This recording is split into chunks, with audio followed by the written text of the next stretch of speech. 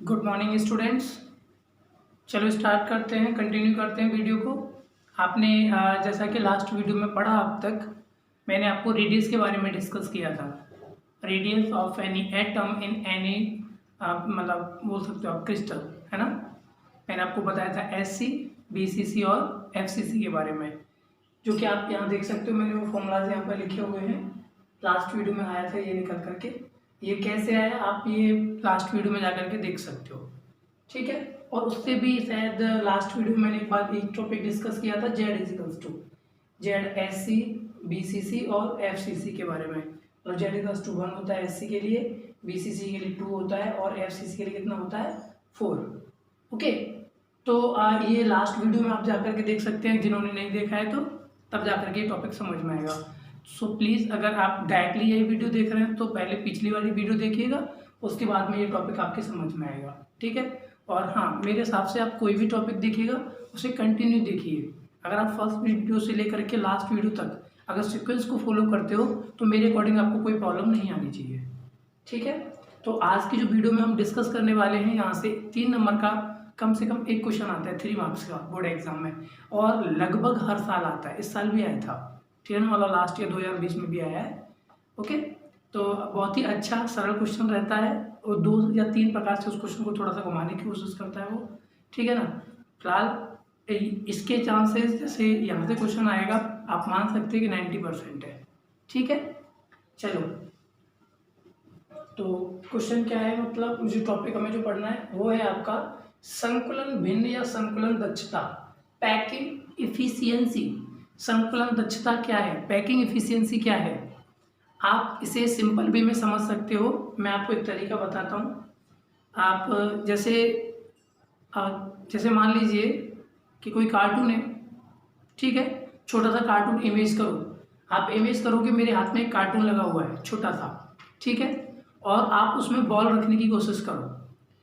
आप मान लो कि उसमें ऐसे 1 2 3 4 बॉल रखी जा सकती है नीचे, ठीक है। अगर आप 4 बॉलों को यूँ रख दोगे कार्टून में, ऊपर से 4 बॉल और रखी जा सकती हैं उनके, मतलब कार्टून में 8 बॉल आ सकती हैं। आप जस्ट इमेज करें, ठीक है। सोचो, अगर एक छोटा सा डिब्बा है जिसमें आपने 4 बॉल नीचे रखी और 4 उनके ऊपर से रखी, तो बॉल कितनी हो गई 8। लेकिन क्या जो बॉल मैंने रखी हैं उस डिब्बे की सारी जगह को घेर लेती हैं क्या? नहीं घेरेंगी, क्योंकि बॉलों के बीच में कुछ ना कुछ जगह खाली रह जाएगी ना। इसका मतलब संकुलन दक्षता क्या है? संकुलन दक्षता इस बात को बताएगी जो बॉल आपने रखी उस डिब्बे के अंदर कितने भाग को घेर लेती हैं, कितने भाग को घेर लेती हैं, उसे तो बोलेंगे हम संकुलन दक्षता, संकुलन दक्षता, पैकिंग इफिशियंसी। ओके, और बाकी का जो भी भाग होगा उसे हम क्या बोलेंगे? रिक्त स्थान। तो टोटल को मानेंगे 100 में से संकुलन दक्षता को घटा देंगे तो हमें रिक्त स्थान पता चल जाएगा। बात समझ में आ रही है नहीं? तो जैसे मैंने आपको बताया है पिछली वीडियो में, SC मतलब सिंपल क्यूबिक मतलब सरल घनीय, जिसमें सभी गोलाकार परमाणु कहाँ पर रखे होते हैं? आप बिल्कुल सही सोच रहे हैं, कोनों पर, ठीक है ना। अच्छा, सभी कोनों पर रखे जाते हैं। ओके, नेक्स्ट अगर मैं बात करता हूँ BCC, बॉडी सेंटर्ड क्यूबिक, जिसे हम बोलते हैं काय केंद्रित घनीय। बॉडी सेंटर्ड क्यूबिक में गोलाकार परमाणु कहाँ पर रखे जाते हैं? सभी कोनों पर तो होते ही हैं, सभी एज पर तो होते ही हैं, ठीक है ना। उसके साथ साथ कहाँ पर होते हैं? जो भी क्यूब होता है उसके सेंटर पर, उसके सेंटर पर। तो गोलाकार परमाणु कोनों पर रखे जाते हैं और उसके अलावा सेंटर पर रखे जाते हैं, ये बात ठीक है। अब आप एक बात देखिएगा कि आपने सिर्फ कोनों पर रखा एक कंडीशन, दूसरी कंडीशन में बीच में जो खाली जगह थी उसमें भी रख दिया, तो क्या होगा? डेफिनेटली जो बीच में और रखा है क्या होगा? वो ज़्यादा जगह घेर लेगा ना। मतलब BCC किससे आगे आ जाएगा? SC से आगे। नहीं है ये बात समझ में? आपने 4 मतलब 8 गोलाकार परमाणु सबसे पहले कोनों पर रखे, 8 कोनों पर रखोगे, एक कंडीशन है। दूसरी कंडीशन में क्या रख रहे हो आप? क्यूब के मतलब जो भी क्यूब है उसके सेंटर पर भी रख रहे हो, ठीक है ना, केंद्र पर, तो वो खाली जगह को थोड़ा सा और घेर लेगा। अच्छा, उसके अलावा एक और होता है FCC, फलक केंद्रित घनीय, फलक केंद्रित घनीय, फेस सेंटर्ड क्यूबिक, FCC, है ना। तो इसमें क्या होता था? सभी गोलाकार परमाणु कहाँ पर प्रेजेंट होते हैं? सभी 8 कोनों पर होते हैं और उसके बाद 6 फलक केंद्र पर होते हैं, ठीक है। तो हम एक एक करके इन सबके लिए पैकिंग इफिशियंसी कैलकुलेट करेंगे, ठीक है। पैकिंग इफिशियंसी समझ में आ रहा है कि जो गोलाकार परमाणु, जो हम स्फेरिकल एटम को सेट करने वाले हैं, किसी भी जो क्यूबिक बोलते हैं आप, घनी क्रिस्टल जो आप बोल रहे हैं क्यूबिक क्रिस्टल, उनमें जो सेट करते हैं डिफरेंट डिफरेंट में, तो वहाँ जा करके जो एटम है स्फेरिकल एटम कितनी जगह घेरेंगे, कितना स्पेस ऑक्यूपाई करेंगे, उसको हम बोलेंगे पैकिंग इफिशियंसी। ओके, और बाकी जो बैकेंड जो पार्ट होगा उसे क्या बोलेंगे हम, मतलब बैकेंड पार्ट बोल सकते हो या सीधा रिक्त स्थान बोल सकते हो, बैकेंड पार्ट है, कोई नई चीज़ नहीं है ना। तो आप कुछ नया तो पढ़ने जा रहे हो, आपके पढ़ने जा रहे हो कि कितनी जगह घेरी गई और या कितनी जगह खाली रह गई। तो सिंपल कंसेप्ट समझ में आ गया, इसका मतलब आप सिंपल वॉल्यूम के बारे में पढ़ रहे हो कि कितनी जगह घेर ली गई है। तो ओके, कंटिन्यू करते हैं। तो संकुलन भिन्न बोल सकते हैं इसी को क्या बोलते हैं, संकुलन भिन्न या संकुलन दक्षता, पैकिंग इफिशियंसी। ओके, तो क्या बोला है, गोलाकार परमाणुओं द्वारा घेरे गए आयतन, गोलाकार परमाणुओं द्वारा घेरे गए आयतन। एक मिनट, मतलब इसको उन्होंने कैलकुलेट करने के लिए फॉर्मूला बना रखा है एक, कि जो गोलाकार परमाणु है कुछ जगह घेरेंगे। भाई गोलाकार परमाणु है तो क्या है, गोले का क्या होता है, आयतन होता है। तो डेफिनेटली जितने भी गोलाकार परमाणु होंगे उन सभी का कुछ न कुछ आयतन होगा। ओके, गोलाकार परमाणु द्वारा घेरे गए आयतन तथा एकक कोशिका के कुल आयतन, एकक कोशिका के कुल आयतन के अनुपात को संकुलन दक्षता कहते हैं। इसका मतलब क्या हुआ, जैसे मैंने भी एक एग्जांपल लिया था कार्टून के बारे में, जैसे आपने एक कार्टून इमेज किया, उसमें आपने डाली बॉल, ठीक है ना, तो जो बॉल मिल करके उस जगह को गिरती हैं, एक तो वो आयतन लेना है सबसे ऊपर, ठीक है। अच्छा, और बट्टे में क्या आएगा, अपॉन में क्या आ रहा है यहाँ पर, उसने बोला है एकक कोशिका का कुल आयतन। एकक कोशिका का कुल आयतन का मतलब है उस कार्टून का टोटल आयतन, मतलब जो भी यूनिट सेल होगी उसका आयतन। आपको पता है ना, हम क्यूब को क्या बोलते हैं, क्यूब को हिंदी में क्या बोल देते हो आप, इसे हम बोल देते हैं घन, है ना। शायद आपने हाई स्कूल में पढ़ा होगा, जैसे अगर मैं इसे घन बना दूं, ठीक है, तो इसकी मतलब लंबाई चौड़ाई ऊंचाई आपस में इक्वल होती है, लेंथ हाइट और विड्थ ये सभी आपस में इक्वल होती हैं। और इसका आयतन कितना होता है, इसका आयतन होता है ए क्यू, शायद आपको मालूम होगा, इसे क्या बोलते हैं हम, वॉल्यूम, ठीक है ना। तो घन का आयतन होता है भुजा की घात 3, कुछ ऐसे करके हम याद करते हैं हाई स्कूल में, भुजा की घात 3, ठीक है ना। लंबाई गुणा चौड़ाई गुणा ऊंचाई होता है घनाभ के लिए, अगर वो सभी सेम कर दी जाए लंबाई चौड़ाई ऊंचाई, तो ए इंटू ए क्यू हो जाता है। ओके, तो घन का आयतन होता है ए क्यू। तो यहाँ पर क्या करना है, जैसे कि एक गोलाकार परमाणु का आयतन, एक गोलाकार परमाणु का आयतन का मतलब है आपने जो बॉल डाली है उसमें से एक बॉल का आयतन, सबसे पहले एक बॉल का आयतन आ गया, सिंपल मैंने बॉल से समझाया आपको इसीलिए बोल रहा हूँ, अदरवाइज साफ साफ लिखा है कि एक गोलाकार परमाणु का आयतन इंटू क्या लिखा है यहाँ पर, जेड, मतलब कोशिका में परमाणु की संख्या। जेड किसको बताता था, मैंने आपको बता रखा है, इसे रैंक बोलते हैं या फिर एकक कोशिका में परमाणु की संख्या को बोलते हैं क्या, जेड, ठीक है ना। तो कितने गोलाकार परमाणु हैं वो यहाँ पर लाने पड़ेंगे। जैसे भाई देखो एक सिंपल सी बात है, जैसे कि आपने मान लो ये 4 बॉल रखी हुई हैं, अगर मैं इसका मैंने आयतन बोल दिया 2 मीटर क्यूब है, कितना है 2 मीटर क्यूब। अगर मैं आपसे पूछूं टोटल इन 4 का बताओ तो क्या करोगे, 2 में सिंपल 4 से गुणा कर दोगे, यही तो करोगे, क्योंकि ये 4 है, मतलब एक ने कितनी जगह घेरी 2 मीटर क्यूब, 2 मीटर क्यूब, तो यहाँ पे क्या करोगे आप 1 2 3 4 है तो 4 से गुणा कर देंगे, कुछ ऐसा ही तो करोगे। तो यहाँ पर गोलाकार परमाणु, अब एक परमाणु की तो बात की नहीं है, सभी परमाणुओं को लेकर के बात की है उसने, सभी परमाणु के लिए क्या करेंगे, एक का आयतन लेंगे और उसमें गुणा कर देंगे कितने से, गोलाकार परमाणुओं की संख्या से। अगर एक के आयतन में संख्या से गुणा कर देंगे तो टोटल का पता चल जाएगा, ठीक है। तो टोटल गोलाकार परमाणु जितनी जगह घेरेंगे वो आ जाएगा ये वाला आयतन, क्योंकि देखो गोलाकार परमाणु की त्रिज्या, देखो गोले का आयतन कितना होता है, गोले का आयतन होता है 4/3 पाई आर क्यूब। तो यहाँ पर ये जो आर है वो क्या है, आर है आपका गोलाकार परमाणु की त्रिज्या, गोलाकार परमाणु की त्रिज्या, ठीक है ना। अच्छा, गोले का आयतन 4/3 पाई आर क्यूब होता है। अच्छा, जेड के बारे में नहीं लिखा मैंने, वैसे यहाँ पर लिख लो, वैसे तो ऊपर लिखा हुआ है, क्या है इसे ला दूं मैं, ये समझाने के लिए था, ठीक, ये भी समझाने के लिए। घन का आयतन शायद सबको आता है, फिर मैं साइड में लिख रहा हूँ। अच्छा, जेड क्या है, जेड है ये कोशिका में परमाणु की संख्या, कोशिका या एकक कोशिका बोल सकते हो आप, ऊपर लिखा हुआ है कोशिका में, कोशिका को पढ़ के किसका नाम याद आ रहा है, कोशिका, कोशिका में परमाणु की संख्या, परमाणुओं की संख्या, ठीक है। तो यहाँ पर जेड की वैल्यू आ जाती है, ये एक गोले का आयतन आ गया, उसमें हमने मल्टीप्लाई कर दिया कितने गोलाकार परमाणुओं से, और ए क्यू एकक कोशिका का आयतन, एकक कोशिका क्या है घन, एकक कोशिका क्या है घन, इसीलिए बट्टे में क्या है घन का आयतन। तो आपको ये फॉर्मूला याद करना है। वैसे मैं आपको एक बात और बता दूं कि संकुलन दक्षता को ईटा, जैसे मैंने यहाँ पे लिखा हुआ है, इसे क्या बोलते हैं हम, इसे बोलते हैं ईटा, ठीक है ना। तो ऐसा कोई रिप्रेजेंटेशन के लिए ईटा वगैरह नहीं दिया गया, लेकिन दक्षता आपको कहीं कहीं जब भी बीएससी वगैरह में या 12th में भी आता है, जब दक्षता वर्ड कभी भी आया था इफिशियंसी, तो वहाँ ईटा लिया गया था, तो मैंने भी ईटा मान लिया है, जस्ट इमेज किया है, ठीक है। आप चाहो जो लिख सकते हो उसे। वैसे संकुलन दक्षता को बार बार आप संकुलन दक्षता लिखोगे तो और ज़्यादा अच्छा लगेगा, ठीक है। तो सबसे पहला तो आपका रहा है फॉर्मूला जो आपको याद होना चाहिए। सबसे पहले जो आप इसका रट्टा मार लेना, फॉर्मूला याद कर लेना, बाकी इन सबका यूज करके सभी की इफिशियंसी, तीन तो पॉसिबल होते हैं आपके इसमें, मतलब कौन कौन से, एससी, एफसीसी और बीसीसी, इन सभी के लिए आपके पास ये वैल्यूज लिखी हुई है, ये लिखा हुआ है। क्या करेंगे अभी ईटा कैलकुलेट कर लेंगे। तो अभी इस वीडियो में क्या करने वाले हैं, इन सबका कैलकुलेशन कंप्लीट, ठीक है ना, परसेंटेज तक करेंगे। परसेंटेज में क्या क्या है नोट कर लो पहले इसे अच्छे से, स्क्रीनशॉट ले लो जल्दी से, वीडियो पोस्ट कर लो जा। देखो सबसे पहले बात करते हैं हम सरल घनीय के लिए, किसके लिए बात कर रहे हैं, सरल घनीय के लिए संकुलन दक्षता, packing efficiency of simple cubic. क्या करोगे, संकुलन दक्षता फॉर्मूला आपके पास लिखा हुआ है ये, अब आपको किसी भी चीज के बारे में बताना तो है नहीं। संकुलन दक्षता ईटा इजिकल्स टू कितना फॉर्मूला, 4/3 पाई आर क्यूब और इंटू जेड अपॉन ए क्यूब, ठीक है ना। तो देखो 4/3 पाई, आर कितना होता है, आर एससी के लिए, इसी को तो हम एससी बोलते हैं सरल घनीय को, सिंपल क्यूबिक, इसके लिए कितना है a/2।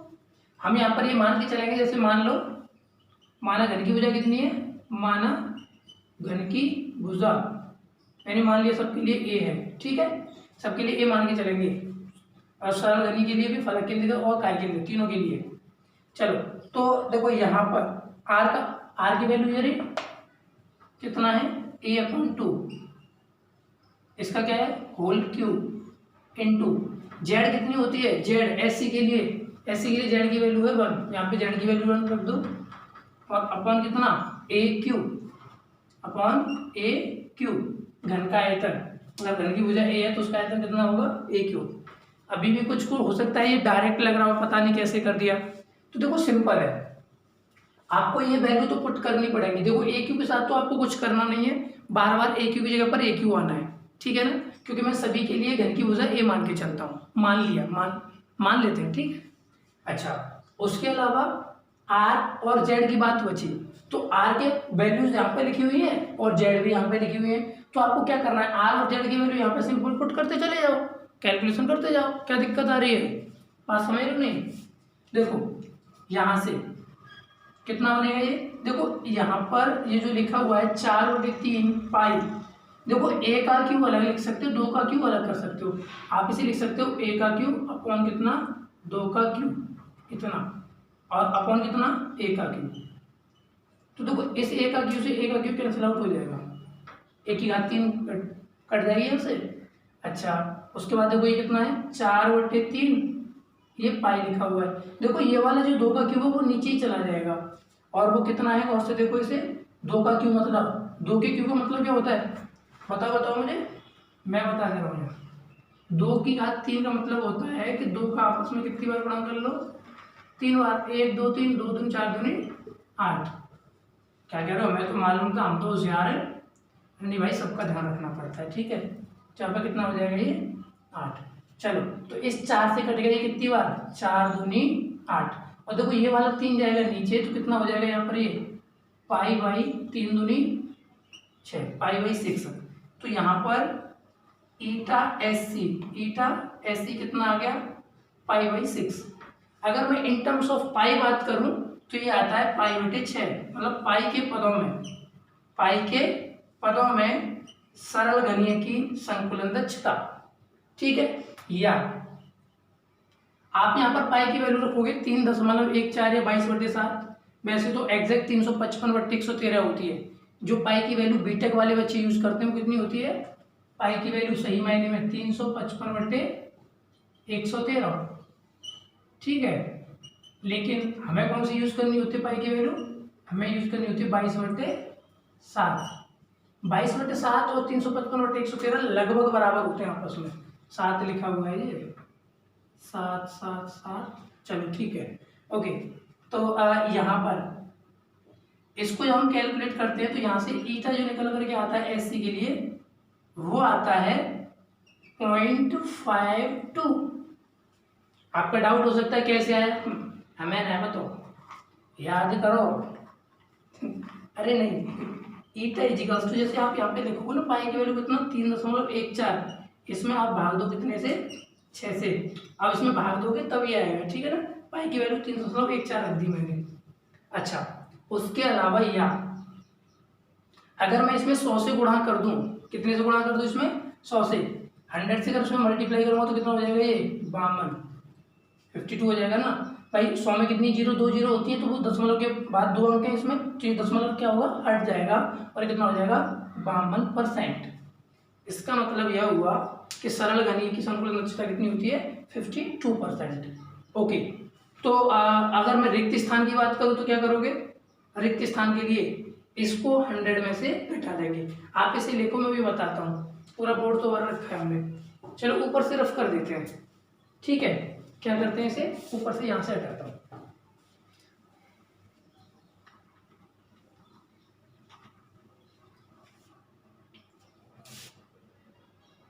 सरल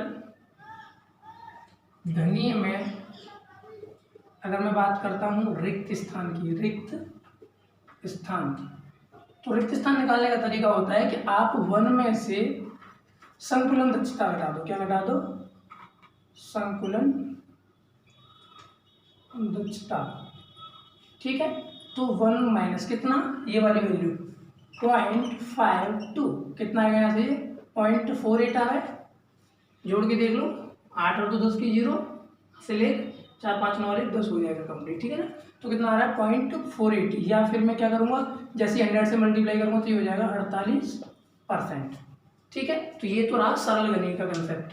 अच्छा उसके बाद में बात कर रहा हूँ कौन सा, बीसीसी के लिए बात करते हैं। किसके लिए, बीसीसी मतलब दूसरा आता है सेकंड आपका काय केंद्रित घनीय, काय केंद्रित घनीय की संकुलन दक्षता, की संकुलन दक्षता, ठीक है, मतलब packing efficiency of body centre cubic. तो इसे आप ईटा लिख सकते हो अपने लिए शॉर्ट में, देखो ये जैसे इसे बीसीसी बोलते हैं, बॉडी सेंटर क्यूबिक बीसीसी। कितना आता है देखो यहाँ पर आर की जगह पर बीसीसी के लिए कितना है √3/4 है ना, तो यहाँ पर इसकी आर की जगह पर रखेंगे। देखो देखो ये 4/3 पाई आर बीसीसी का कितना है √3a/4, इसका होल क्यूब। फॉर्मूले में क्या आया जेड बीसीसी के लिए कितना जेड इजिकल्स टू 2 कितना ए को तो चेंज करना ही नहीं है क्योंकि सभी के लिए मैंने क्या मान लिया है घन की भुजा को ए। अच्छा अब मैं इस फॉर्मूले को हटा दूं, हटा देते हैं क्योंकि अब तो आपने देख लिया ना अच्छे से फॉर्मूला, आप लिख भी चुके हो अब तक। तो इसे क्या कह रहे तुम्हें कैसे पता चला, बहुत भविष्यवाणी करते रहते हैं। देखो ईटा बीसीसी इजिकल्स टू, यहाँ से इसका क्यों करोगे तो कितना आएगा, देखो ये 4/3 पाई, इसका क्यों करोगे तो कितना आएगा, देखो √3a का क्यों करना है आपको, इसका क्यों करोगे तो इसका मतलब क्या आएगा √3 × √3 × √3, ये तो 3 बार आना है, और a का भी क्या आएगा 1/3 आएगी। अच्छा इसको √3 कितना हो जाता है ये 3, और यहाँ पर एक √3 और बचा तो कितना हो गया ये √3 और a का क्यूब, तो ये बन जाएगा इतना। मतलब इस वाले पार्ट को जिसकी घात 3 है इसे कितना लिख सकते हो आप, ये 3√3 का क्यूब। अच्छा ऊपर गुणा 2 से हो ही रहा है, बटे में यहाँ कितना है ये a क्यूब। देखो ये वाला जो 4 की घात अभी 3 बाकी है ना, 4 की घात 3 कितना होगा 4 × 4 × 4, तो जो भी है ये कहाँ पर आएगा, ये वाला पार्ट कहाँ आएगा नीचे, तो आएगा 4 × 4 × 4। क्या कह रहे 2 तरह के बना दिए, लो भाई लिख दिया मैं 4 × 4 × 4, कोई दिक्कत किसी को नहीं। ये देखो कैलकुलेशन करनी है जी ईटा और BCC कितना बनेगा यहाँ से, ये करो हल। देखो एक 4 से ये 4 कैंसिल आउट हो गया, यहाँ तक तो कोई दिक्कत नहीं किसी को, होनी भी नहीं चाहिए। अच्छा ये जाते जी हमारे को AQ से AQ और 3 थे 3 कटे को, चलो इससे ये कैंसिल आउट हुआ, तो यहाँ पर कितना बचेगा ये। अच्छा इससे ये भी कट जाएगा, 2 से 1 4 कट जाएगा, कितनी बार 2 बार, 2 2 जा 4, ठीक है ना, 2 दूनी 4 तो ये कट जाएगा। यहाँ पर ऊपर देखो बचा क्या क्या है, यहाँ पर बचा ये पाई, पहली बात समझ में आई नहीं आई, और कितना ऊपर बचा ये √3, बाकी ये सब कैंसिल हो चुका है। और कितना बचा बटे में यहाँ पर, ये 4 और ये 2, कितना हो गया 4 दूनी 8, ठीक है। देखो एक तो आप पाई के पदों में आंसर याद कर सकते हो, ओके, या जब हम पाई की, देखो √3 की वैल्यू होती है कितनी 1.732 और पाई की वैल्यू मैंने आपको बताई थी कितना 3.14 और 8 तुम जानती हो। इन सबको यहाँ पे रख के जब कैलकुलेशन करते हैं ईटा BCC मतलब बॉडी सेंटर क्यूबिक की दक्षता अगर हम निकालते हैं तो कितनी आती है 0.68, कैलकुलेशन करने पाते हैं 0.68 या फिर कितना हो जाएगा ये 68%, ठीक है ना, 68%। अगर यहाँ पर मैं रिक्त स्थान निकालूंगा तो घटा दूँ कितने में से, 100 में से सब्सट्रैक्ट करेंगे सीधा, मतलब 1 में से घटा देंगे इसको। तो पहले आप इसे नोट करो जल्दी से।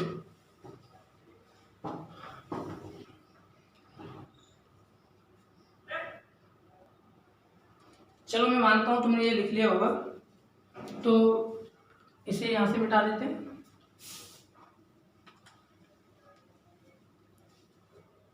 अगर मैं रिक्त स्थान की बात करूँ तो कितना आएगा बताओ, मैं बात कर रहा हूँ रिक्त स्थान किसके लिए, काय केंद्रित घनीय में, मतलब काय केंद्रित घनीय में रिक्त स्थान कितना आएगा 1 माइनस संकुलन दक्षता, संकुलन दक्षता, ये कितना हो जाएगा, अगर आप इसे 1 में से घटाओ 1 माइनस कितना 1 माइनस 0.68 जो कितना हो गया यहाँ से 0.32 आ रहा है क्या, हाँ, या फिर कितना आप बोल सकते हो इसे 32%, ठीक है। तो इसका मतलब हुआ कि वो 32% तो रिक्त स्थान रह जाता है और 68% घेर लेते हैं वो गोलाकार परमाणु जगह, मतलब एक कोशिका में, ओके। शायद आपने यह भी लिख लिया होगा, मैं चलिए इसे हटाता हूँ, ओके।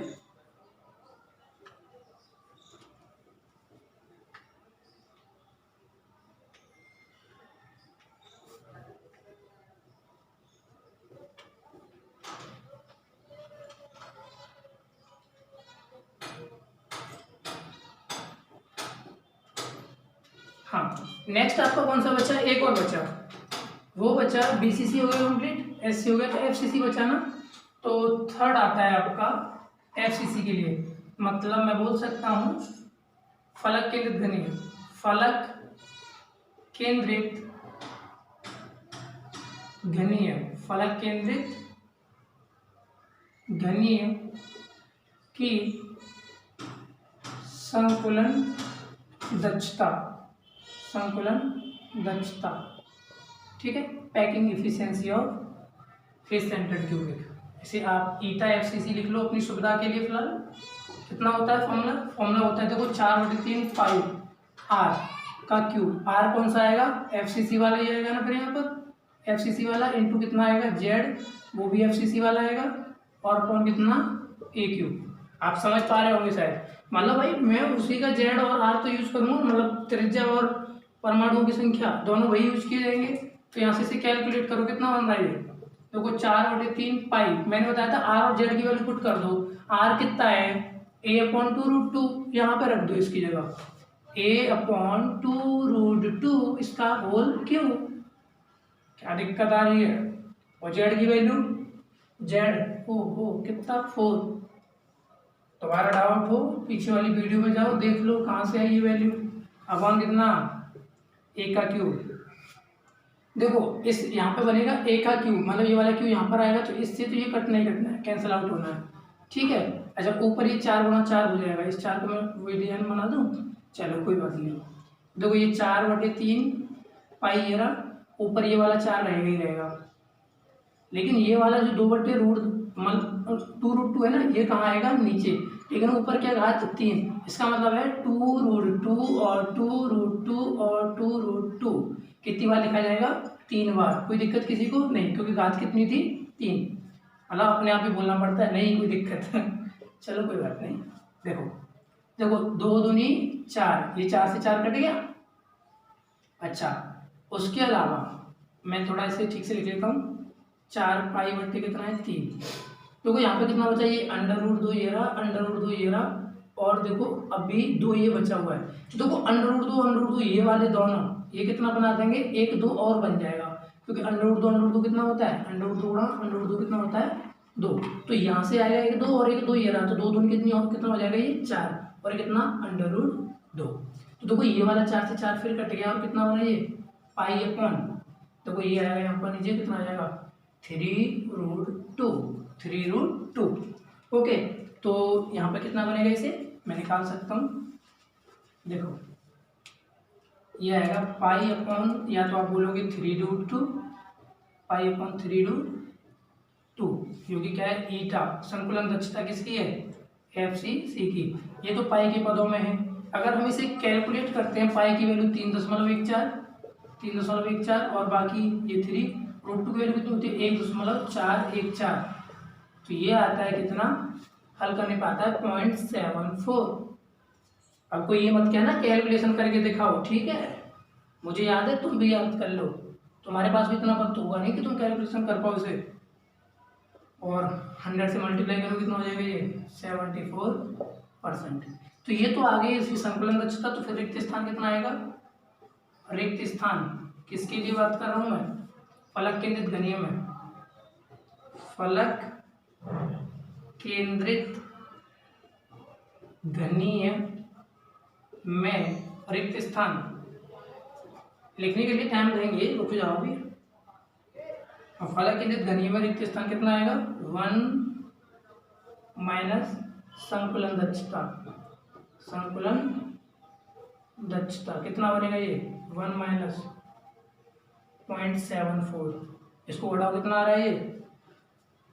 अच्छा मैंने ये घटाना तो बताया नहीं किसी को, कैसे घटाते, देखो जैसे आप एक काम करो, इसे 74 मान लो और इसे 100 मान लो, पूरा दोनों में 100 से गुणा कर दे दोनों में, तो 100 में से 74 के तो कितना आएगा, एक तरीका 10 में थे, मतलब 0 में तो 4 जाएंगे, तो यहाँ से क्या लेंगे, आंसू जिसे हम कैरी बोलते हैं, यहाँ पर कितने हो जाएंगे 10 में 4 गए तो कितना बचा, ये 6, यहाँ पर बचेंगे 9, और 9 में से 7 गए तो कितना आएगा, 9 में 7 गए तो 2, कितना आ गया ये 26, ठीक है। तो आप यहाँ पर बोलोगे इसे कितना 0.26, या आप बोल सकते हो इसे 26%। सही बताऊँ तो मैं नहीं घटा पा रहा था, ठीक है, पता नहीं क्यों, मैथ बहुत कमजोर है ना, मैथ तो वैसे भी नहीं आती मुझे, क्या कह रहे हो, इतना अच्छा तो पढ़ाते हो, मतलब खुद की तारीफ अपने आप, हाँ पढ़ाता हूँ यार भाई, आती नहीं है तो बात है। हाँ देखो ये, अच्छा मैंने क्या किया, इन दोनों में 100 से मल्टीप्लाई करके घटाया था। अच्छा फिर भी किसी को दिक्कत आती है तो मैं बता ही देता हूँ सीरियसली, जैसे एक में से आपको 0.74 बढ़ाना है, एक में से, तो आप क्या करेंगे, देखो दशमलव के बाद इसमें कितने अंक है, यहाँ पे 2 अंक है, ठीक है ना, तो आप क्या करेंगे, दशमलव के बाद इसमें 2 जीरो बढ़ा लेंगे, और यहाँ पे कितना लिखा हुआ है, ये दशमलव के बाद, दशमलव के नीचे दशमलव आएंगे, यहाँ पे कितना है 7 4 और आगे लिखिए 0, ठीक है। अब आप घटा सकते हो, 10 में से 4 जा नहीं सकते, यहाँ पे आएगा ये 0, इसके पास क्या बोलेगा, मेरे पास कुछ नहीं, ये वाला जाएगा इसके पास, हाँ भाई कोई जुगाड़ पानी है, हाँ ले जा भाई, करे क्या हो जाएगा 10, फिर ये इसको दे देगा, कितना हो जाएगा 9, तो यहाँ पे हो जाएगा 10, यहाँ हो जाएगा 9, 10 में से 4 गए तो कितना 6, यहाँ पे बचे 9, 9 में से 7 गए तो कितना 2, दशमलव के नीचे दशमलव, यहाँ पे बचा था सिर्फ 0, ऐसे घटाते हैं 0, ठीक है। तो दशमलव के बाद जितने अंक यहाँ होते हैं उतने वहाँ पर हम बना लेते हैं, ये था बायो वालों के लिए क्वेश्चन, में तो सही बोल रहा हूँ, चलो ठीक है। तो ये यहाँ से हमने कंप्लीट किया इसमें एक टॉपिक पैकिंग एफिशिएंसी का, ओके। अच्छा वैसे इससे भी अच्छा टॉपिक जो रहता है इस चैप्टर के अंदर वो है नेट, क्या कह रहे हो, ऐसे ही करते रहना, टॉपिक अभी थोड़ा बड़ा है, जितनी वीडियोस आ चुकी हैं उतनी और आएंगी लगभग, ओके। और हाँ वो है आपका जिसे हम बोलते हैं घनत्व, डेंसिटी, ठीक है ना। वहाँ से क्वेश्चन आने के चांसेस इससे भी ज़्यादा रहते हैं। तो प्लीज़ पहले से नोट कर लीजिएगा अच्छे से और नोट्स कंटिन्यू करो। नेक्स्ट वीडियो में मिलते हैं, तब तक के लिए बाय, टेक केयर।